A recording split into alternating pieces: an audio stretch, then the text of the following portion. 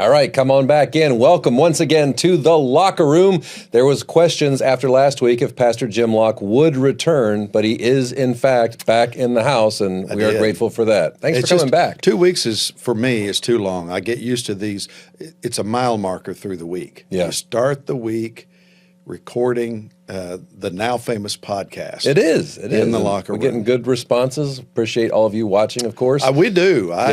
We appreciate everybody who takes time to kind of listen to our ramblings. It's fun for us and hopefully fun for you and informative, maybe a little bit at the same time. Now, last week you were out. We'll talk about that in just a moment. Yep. But the week that you were gone, we had Pastor Jeremy Weidlich in the hot seat, talking a little bit about his background and ministry upbringing and things like that. Really good conversation. So hopefully, hopefully this is this is designed to give our viewers and our members a chance to get to know a little bit behind the scenes and know our pastors a little more. And I think that's a good thing. You know, when we have a sub or a guest pastor, unless it's somebody from out of town and they fly the coop the next day, have them in here. Yeah. Let our congregation get to see them a little bit and hear from them. Jeremy, is an outstanding student pastor, and he's passionate about that. Yeah. Has made clear that's kind of his career goal. He just loves developing kids, and I'm grateful for that passion. And one of the things that I really enjoy about him, and he doesn't get to the big pulpit as often as some of the others because he tends to be tied up most every Sunday. Yeah. Is his enthusiasm, and just once he gets, rolling, he has a great ability to maintain connection with his audience. And so, and then having those kids in the room is always high energy. Absolutely. So I do appreciate his willingness to step up on that critical Sunday especially. And we look forward to more opportunities for him to share from the Word. It comes with the role, student pastor, but how many times have you almost fired him over the years? Well, don't answer that. Don't answer that. Well, he's no different than any other student pastor. And things have been quiet on the Western Front. I shouldn't knock on wood. We don't do that here. No, but things have been quiet.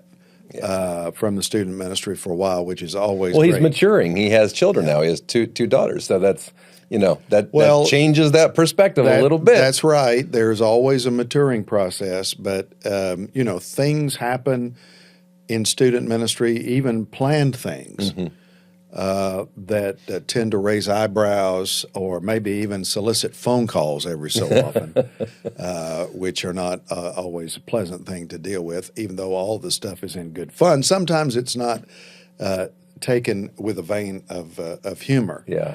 I'm kidding. When the pastor gets wrapped up as a burrito, it's, it just... And I'm hesitant to say yes to anything coming out of that ministry anymore. And listen, I don't know why you're laughing about that, because that same D now became a hot fudge sundae. And so if my memory serves me correctly, so that was all. And I think it blew the thing out of the water. I don't know how many millions of kids came to that D now because of those preliminary hijinks. But this is what we're talking about. That was Dustin and Jeremy, and I don't know how they convinced you to let them pour all the taco toppings all over you. Well, I don't know that I completely understood what was going to happen. And I think if I had of course, my desire is to help them. Man, if I can do it to help you, I'm all about it. And then, cheese, sour cream, canned chicken, with the juice. I had that canned chicken smell coming out of me for, my goodness, it seemed like the next week. Picante sauce. I'm laughing so hard because you're a wonderful sport with it, and I do remember the conversations when Dustin, we were brainstorming, and they said, "Can we get Pastor Jim to do this? You think?" I said, "I don't know. Maybe." And like you said, you're willing to help them out, and it was I think there was a motivation behind it. If we get so many whatevers, or wasn't there something I think to so, achieve, yeah. or, Oh, or yeah, a there goal was- or yeah. something? If we do this thing, then Pastor Jim will, here's what we'll do. will be a burrito. But you were such a good sport, Were and you it in the was room fun that night? Well, yeah, and so there's a picture of you. I'm surprised that picture didn't come up at the 20th. There's a anniversary. picture of you, Maybe it and did. Dustin I and just didn't Jeremy see have it. the biggest smiles. But Oh, your put your it on face Instagram. looks like that the salsa is affecting you. I think it was extra hot. But that didn't help either.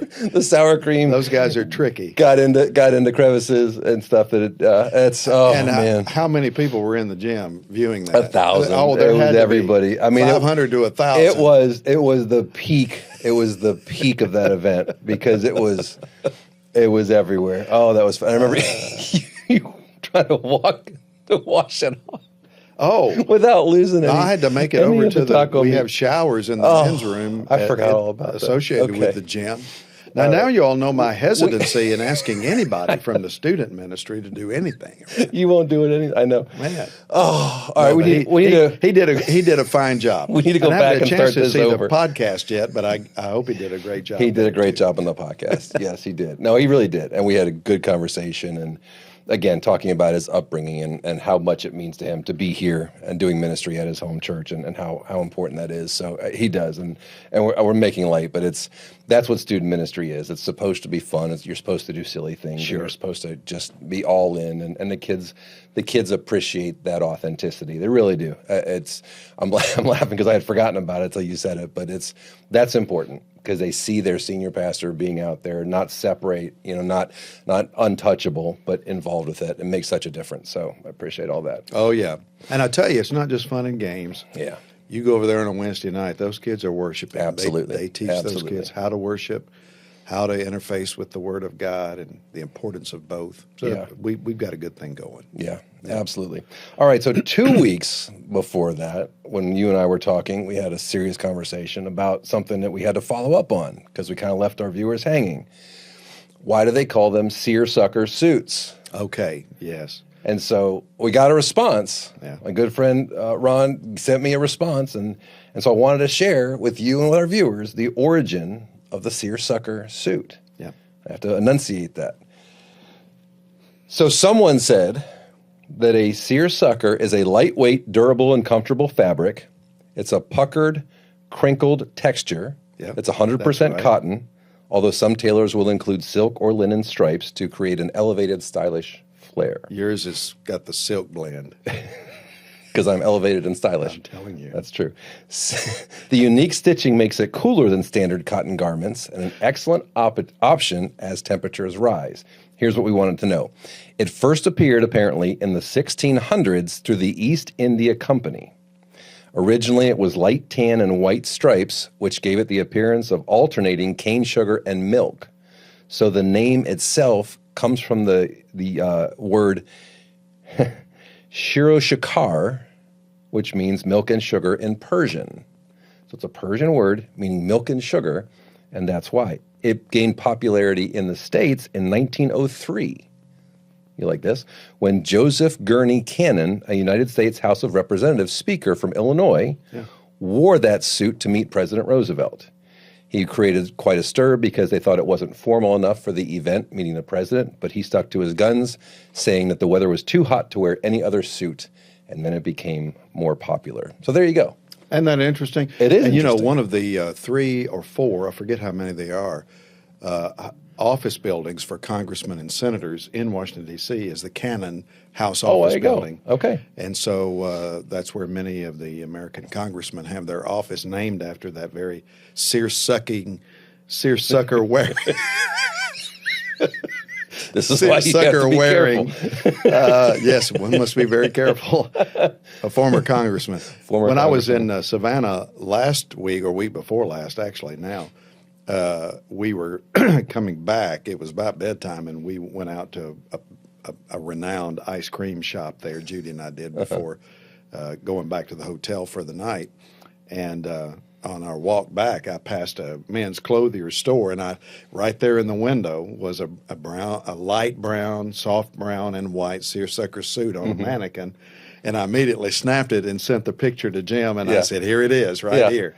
And then the next day, I saw a tour guide who was dressed fully in one. He looked like a Southern lawyer. Wow. So already in the deep, deep South, historic South, the seersuckers are already in bloom. Already in bloom, that's Yes, right. Indeed. And how I did can't wear one to preach, though, because of the cameras and the screens cause that wavy line effect Yeah. because of the texture of the suit. And so it would just literally drive the readers, or not the readers, viewers, but the viewers yeah. crazy because it's just not going to broadcast well. Absolutely. Which, if my television education is still intact, that's called the moire effect, French word, which means that the patterns are too tight together and the cameras can't differentiate. Although it's not as prevalent anymore with digital, but back in the day, you couldn't wear any kind of patterns on. That's air, right, and so, it's better. I had a jacket on yesterday that had a check pattern on it, and clear as a bell. So I think the technology has gotten better with respect to that. But do you remember what I responded to your text when you sent me the picture of that? you said buy two. Yes, one for me and one for you, so we could both match on Easter. And I don't know why. I'm still waiting for mine. I assume we it's never getting did go in. tailored. Of course, the store was closed, so we never did. We never did go past that store again to see what the price tag was. Absolutely. But yes, and Jim even gave me his size. That's right. 42 long. 42 long. I would be happy to wear one next to you. Absolutely. Absolutely. You would rock it. There would be no doubt about it. So why were you in Savannah? That's the more important question. So I was in Savannah visiting our good friend Kevin Cannell, church planter with the North American Mission Board, has planted a church there in Savannah. Many of our Hillcrest folks will remember, many of our longer-term Hillcrest folks will remember Kevin when he was actually here on our church staff. Yeah. He was a worship associate here for a number of years, a former band director or band teacher at Tate, and then came on staff. A wonderfully gifted young man, and loved having him here. And then he just felt like the Lord wanted him to be used as a worship pastor. He left Hillcrest a number of years ago to become a full-time worship pastor in Georgia, North Georgia, and has served in 2 or 3 churches as a worship pastor since that time. And I don't know, 3, 4, 5 years ago, the Lord began to stir his spirit toward the next thing that may be down the road, which was church planting, which he kind of resisted at first because he'd never been a full-time preaching pastor before, but felt the compelling call to do that and surrendered. And about the time he was investigating that process, we became aware of it and made a decision to partner together with Kevin. We know him, and we know that he's got the goods. He's a wonderful colleague in the ministry, has a proven track record of faithfulness, not a blot on his record. Everybody that knows him loves him. And we thought, well, this is the kind of guy we want to work with. And it takes the guesswork out of what we're going to get in terms of a church planter. And so we became aware of the need. I think that was the most surprising thing to me, was the need for new churches in a place like Savannah. You just assume there are churches everywhere. Yeah. And it's not that there aren't a number of churches, but I was shocked to learn that the largest Southern Baptist church in Savannah, Georgia, runs between 300 and 400 people. The largest Southern Baptist church. Now, there are others that are larger. They tend to be non-denominational. But you would have anticipated, I would have anticipated, that there would have been at least one Southern Baptist church in the Savannah area, at least as large as Hillcrest. Yeah, me too. If not more than one. But there's not. And the largest one is Southside, where our faithful members, Jack and Fran Forbes, have a son who is the executive pastor on the staff of that church. Yeah. And that's a great church. And they partner together with Kevin as well. In fact, they were just there doing some work on their building this past weekend in their Savannah, which was this past weekend. So we were there. I went last year and basically was just an observer when we went last year. As Kevin's, his approach was, I want you to come the first year and just see it start to finish, right, including how I'm involved, which we did. And that was their highest attendance. The Sunday we were there ended up being their high attendance Sunday for the year. And then this past week, he said, the second time you come, I want you to preach. And so this was kind of a return visit, the purpose of which was to visit the church, visit him and Jennifer particularly, spend some much needed time of encouragement with them, because church planting can be a That's lonely. hard.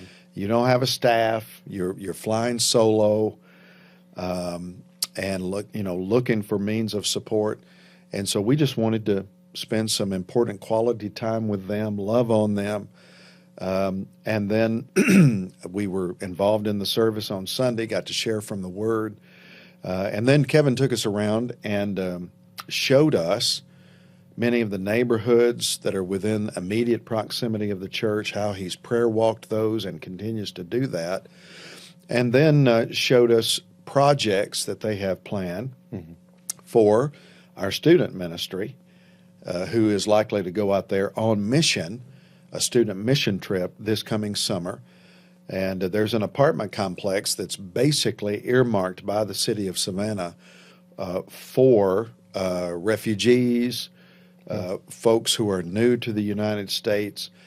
Some of our viewers may be familiar with Clarkston, Georgia. Right. That's pretty good size. Yeah, it's huge. But he said this is Savannah's version of Clarkston. So he said most everybody that lives in here is not from the United States.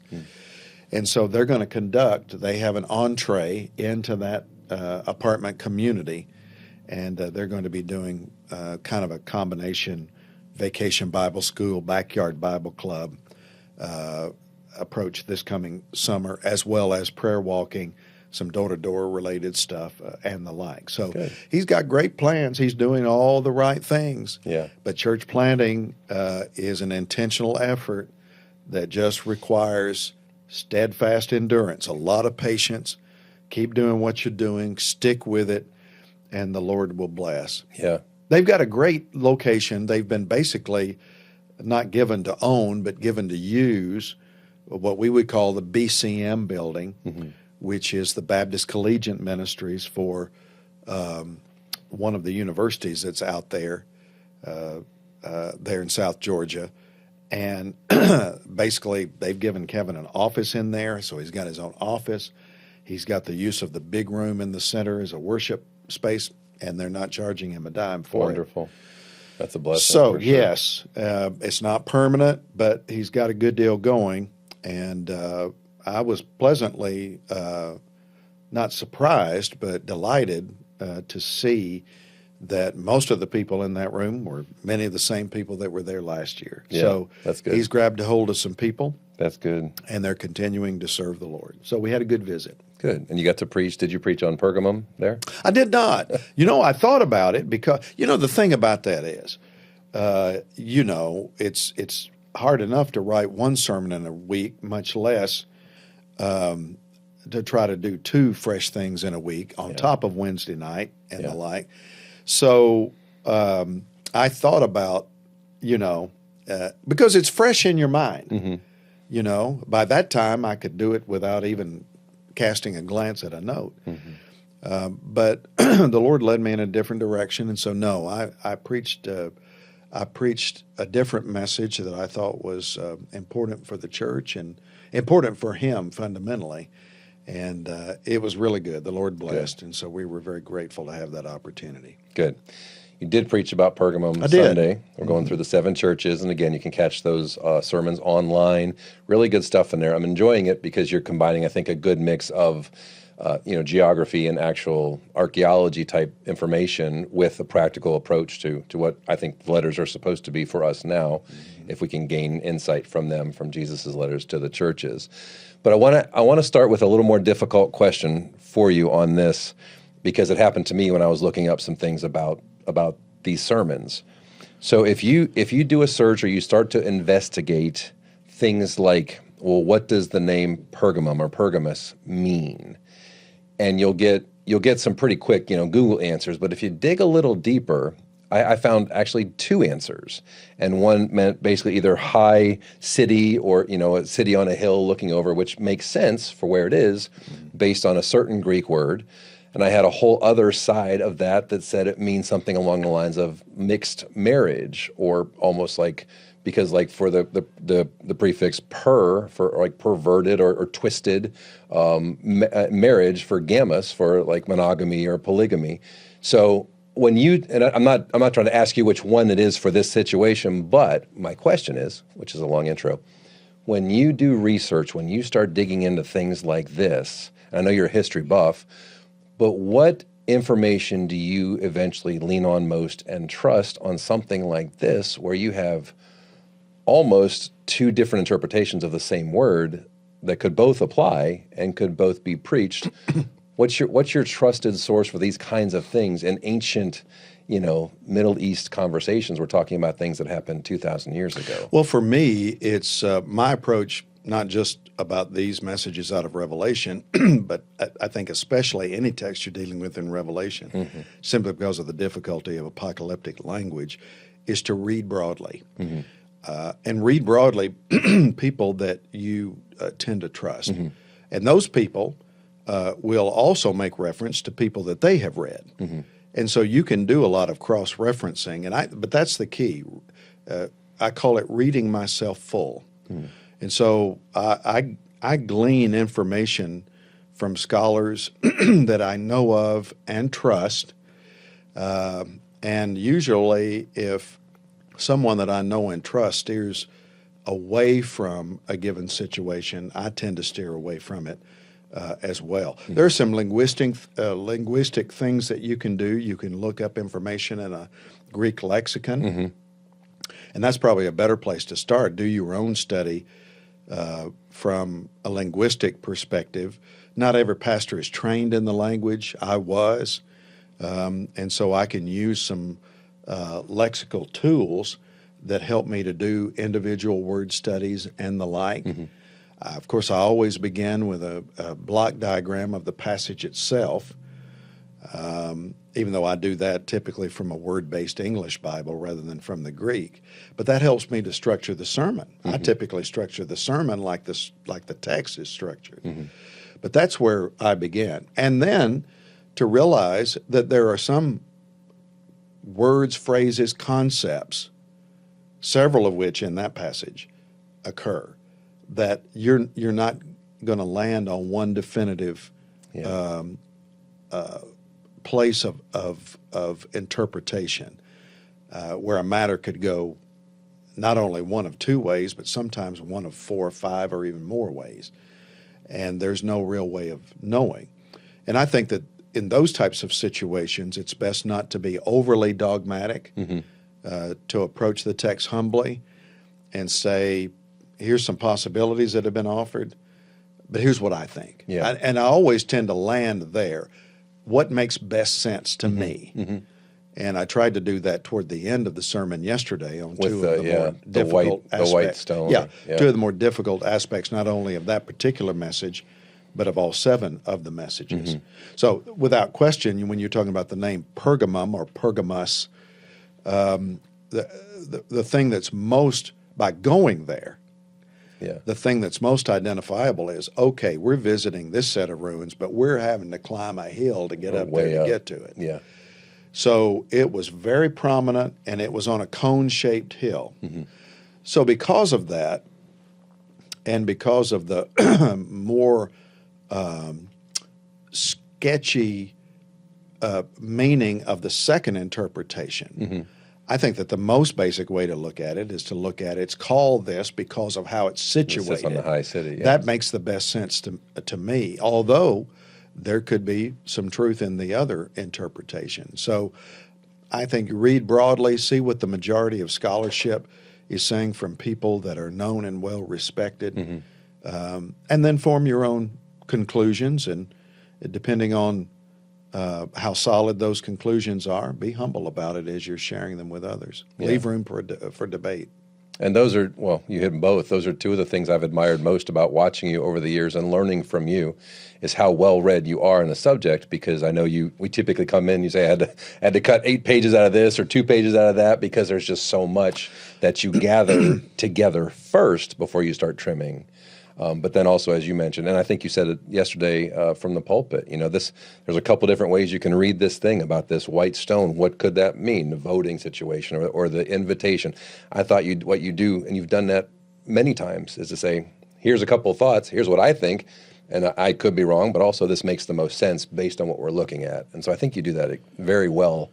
And your humility in that shows through. I think I've said before that my approach in writing a sermon, and I do write my sermons out. That's just the way my mind works, the way my brain functions.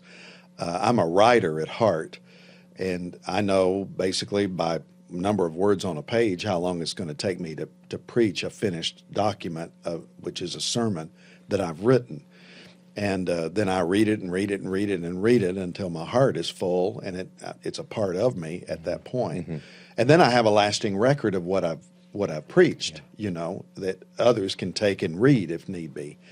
And every one of these sermons so far, and what was this, the fourth of the 7? Every one of them have been over a mile too long. But I write until I'm finished. I try not to pay attention to how many pages I've written or whatever. Yeah. But I write until after I've done all my reading, I've read myself full, I've jotted down, I've formed an outline, I've written several notes, identified keywords, key phrases, written down maybe a couple of illustrations that I would like to tell, include everything, write it all out as if you've got all the time in the world. Yeah. And then you have to get up and walk around for a while and say, it's going to be more work to edit this than it was to write it. Yeah. And then stuff has to start hitting the floor, so to speak. And usually I wait until the next day to do that. And but every one of these messages so far have required serious editing. And what I have to make sure is that when I get up to preach it, I'm not picking that stuff up off the floor and including it in the sermon. Yeah. Or taking or the sermon's going to take too long on Sunday morning. Because it's in your brain. It's in there. You can't get rid of it because you wrote it. Yeah. So, but yes, there's more information in each of these individual messages than we have time to adequately cover. And sometimes that's kind of frustrating. But the alternative is to overwork the sermon series and belabor it where you're doing 2 messages on every church, and I really didn't want to do that either. Yeah. So we're just trying to focus on what we can know and what's most germane to our life as a church today. Give enough history that people have the setting and the context, and then try to apply it in terms of, okay, now what? What do we do with this at Hillcrest today? Yeah. In your normal sermon preparation process, where and how often are the intentional prayer points for you? I know you are prayed up in general. I know you spend in your personal devotional time. I'm not saying you're not prayed, but what I'm saying, when you write a sermon, do you stop before you start typing anything and pray? Do you pray as you're working it? Do you pray in the middle? Like, how do you? Where's your prayer points in that process? All of the above. Yeah. And not every process and every individual sermon is exactly the same. I think you want to be dependent on the Spirit of God before you ever start, and so to be prayed up and dependent on the Holy Spirit, and that doesn't have to be on your face before God for an hour before you ever start. Yeah. But it's usually just as you're there. And as you're beginning to prepare, you've got at least I do, have my materials spread out like I normally do. Lord, give me guidance, give me wisdom, speak to my heart as I'm doing this. And then I'm doing that as we go along, because a lot of times what happens is you get stuck. I don't know what to do with this. Or I'm wrestling with an alligator here. I remember when we were preaching the message on eternal security from Hebrews 6. Yeah. I had so much material, and I thought, golly, how can I do this in a way that just doesn't lose people all the way around? And I was constantly having to just get up and walk around for a while. And so much of that walking around process is spent just kind of just under your breath, Lord, I need guidance. Yeah. And then when it comes, there have been multiple times where I'm writing and bam, something comes. Yeah. and it will bring tears to my eyes. Yes. Yeah. I'll start to weep as I'm writing. It's almost like I can't believe Yes. that the Spirit just gave me that. Yeah. And it's just the perfect point of application or the perfect story that I don't know where it came from. Yes. Yes. But it's like, Yeah. oh, wow. And even as I'm typing, I can't type fast enough because my brain is generating Yes. thoughts, and my eyes will well up with tears. And there's a thank you, Jesus moment, literally. Yeah. I've had that happen more times than I can count. And so I'm very, very grateful. And I think the prayer part, if we never pray enough, prayer is always the weak link for most believers, including most pastors. Yeah. But I can say, I don't think I've ever shared a message that I have regretted or that I would change significantly in any way. So that you always want to be able to share to the congregation. And when people come up, and occasionally it happens, it doesn't happen all the time, but people come up and they'll take issue with you on something that you've said. Yeah. And you want to just always be able to say, I appreciate the point. I stand by the sermon. Yeah. Which is typically my response for everything I've almost ever preached in my life. I appreciate that, and I see the point, but I stand by the sermon because I've done my homework. Yeah. By the time you get up there, you're on Sunday confident with what morning, you're saying. there are times that I haven't been as prepared as I need to be, but there's never been a time I was unprepared. People forgive pastors for a lot of things, but being unprepared in the pulpit is when you're just wandering all over the place, not making any sense. That's not one of them. Yeah. People that come to church expecting to be fed, and so there is an additional heaviness when it comes to preaching from Revelation, simply because of the difficulty of the genre, that apocalyptic language, which there's so much imagery and so much symbolism.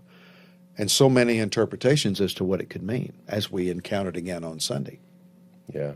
How do you? Well, we're almost out of time. we've been talking. This is Sorry. flying Let me ask you this last question then. And not necessarily just this message, but it applies pretty well to this one.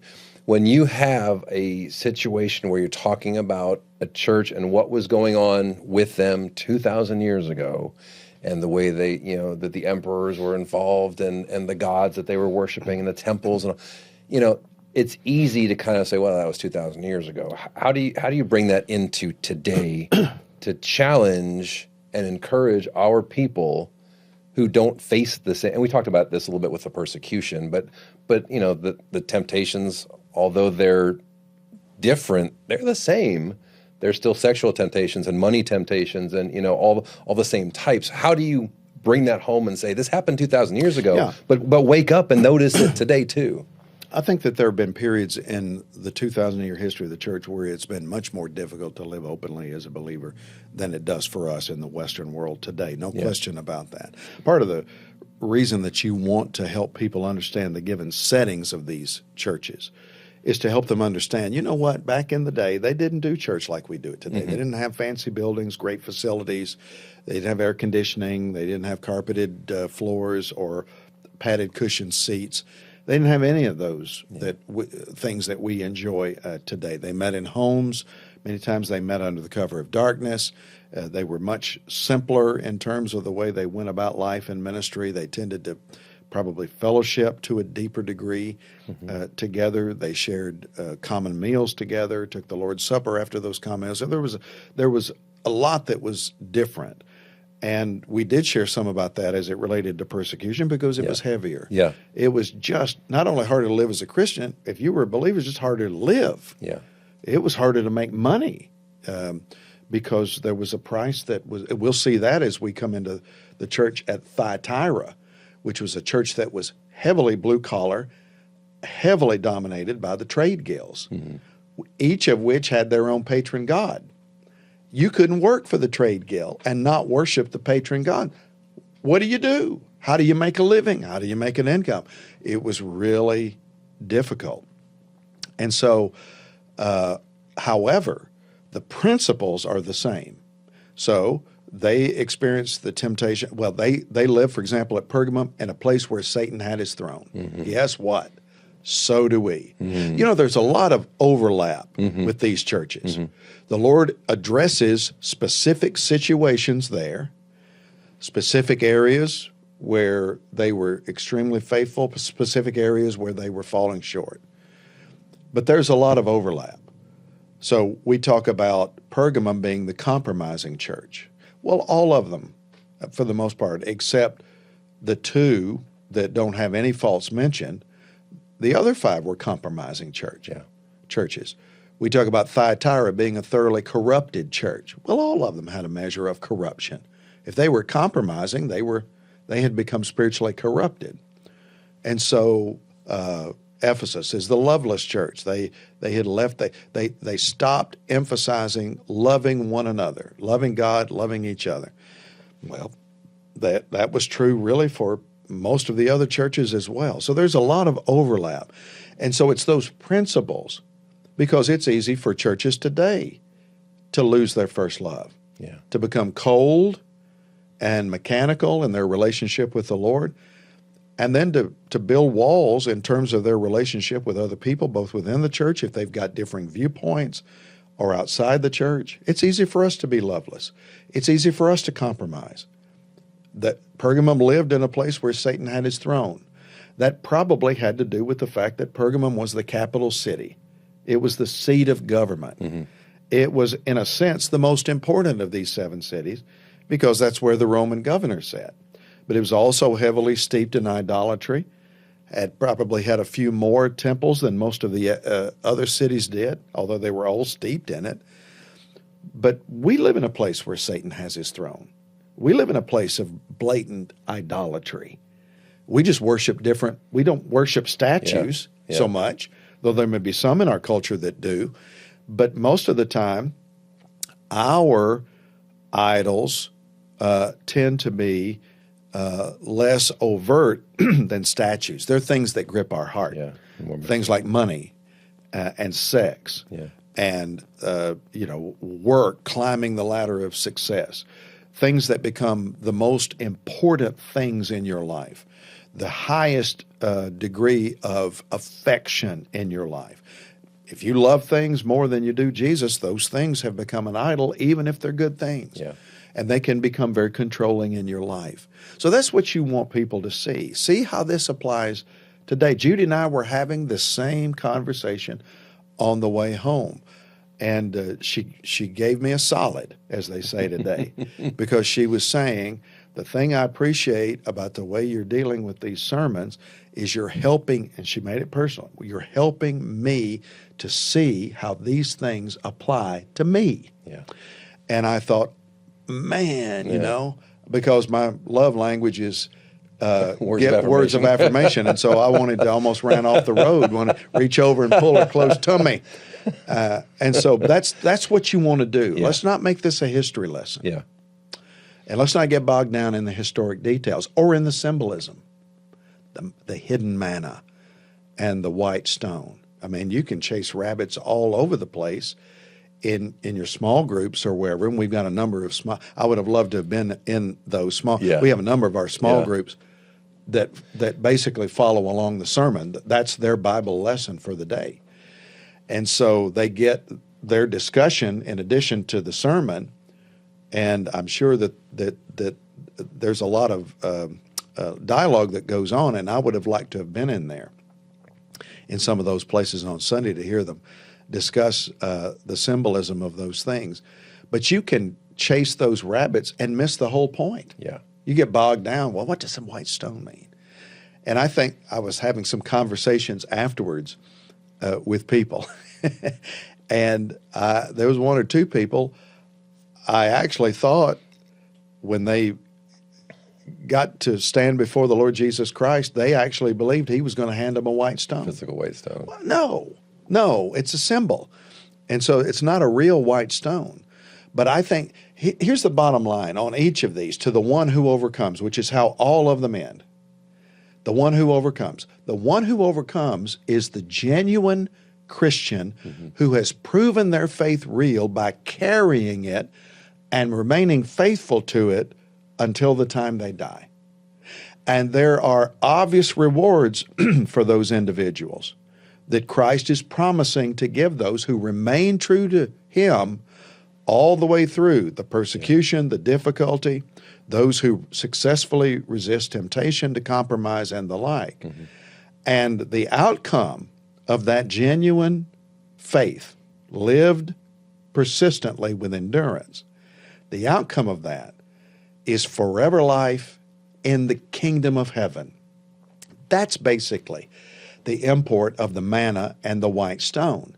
The white stone, I think the best interpretation of the many that have been offered about that, and we, Lord knows, we don't have time to get into them, though I was prepared. I know. I was ready to talk about 4 or 5 of them.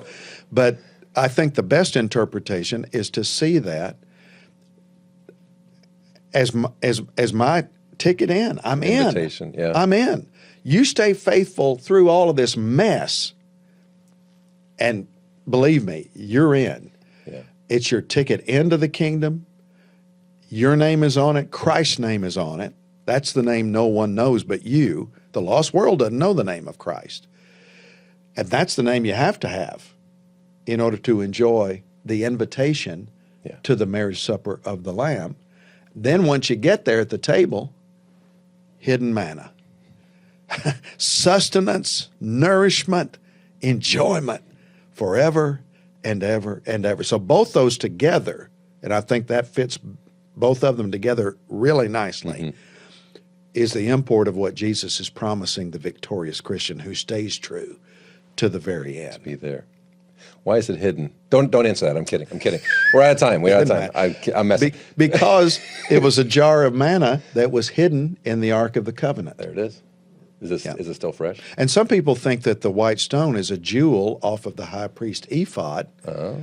And according to Jewish tradition, that was also hidden in the Ark of the Covenant, though that's extra biblical. And so, but that I don't know, may have some messianic implications. It's harder to apply that to the eternal blessings of the kingdom. Yeah.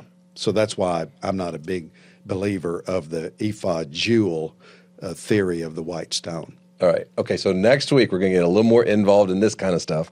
We'll talk a little more heavily into symbolism just because this is fun, because you're prepared. You love it. I do enjoy it. It fires me up too, but I appreciate I like our conversations when we get to see a little bit of you as well. And so thank you for leading well. Thank you for teaching us well. Thank you for being a burrito for our people. Oh. I mean that.